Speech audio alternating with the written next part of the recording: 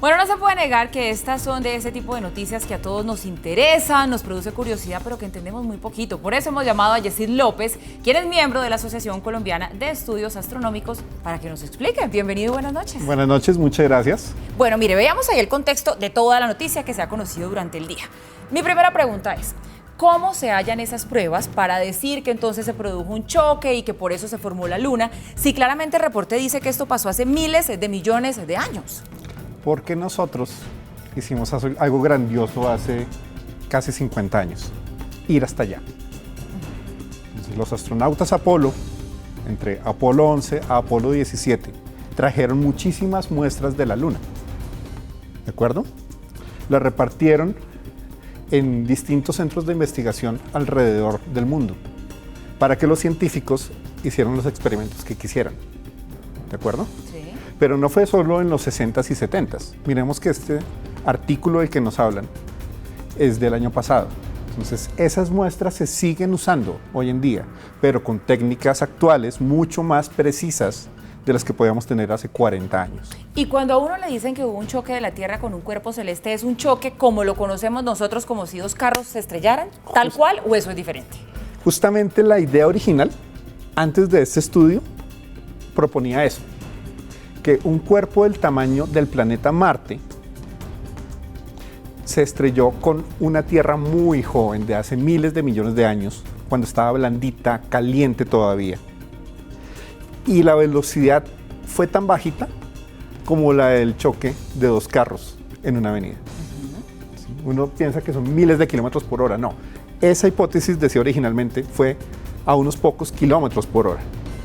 Fue tan despacito, decía la idea original, que en todo caso ese cuerpo alcanzó a fundirse en la Tierra y salió una masa, como cuando uno coge una pizza cruda, cuando la está amasando, la pone a girar y que de pronto le sale un pedazo, supongamos eso, sí, por el efecto centrífugo, y que de ahí salió la Luna. Bien. ¿Estos choques por qué se producen?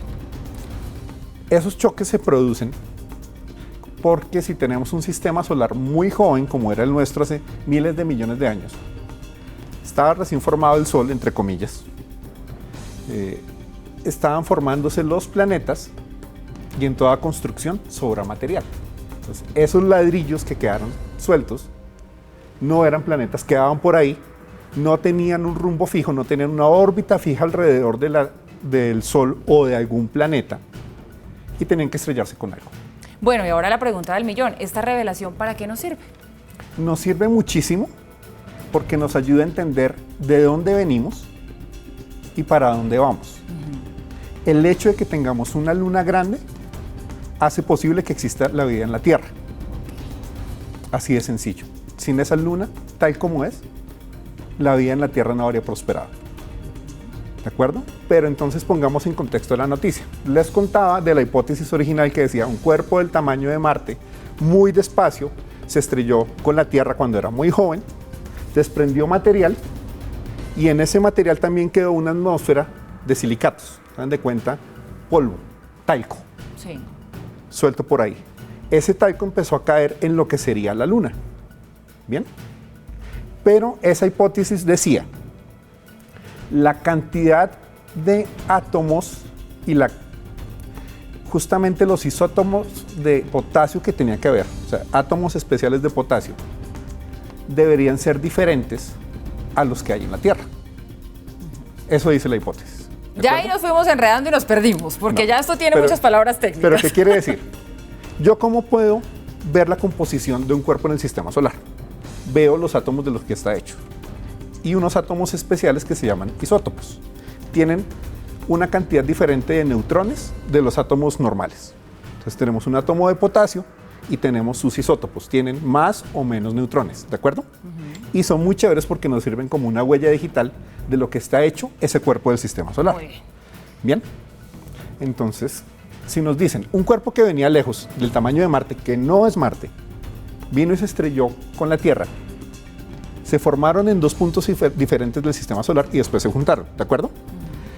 Esos isótopos deberían ser diferentes, porque se formaron en partes diferentes. Claro.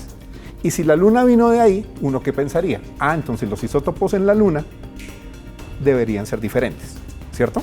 Si tiene que ver con ese cuerpo que se estrelló con la Tierra. Lo que nos muestran esas rocas que nos trajeron los astronautas Apolo era, no, es igual.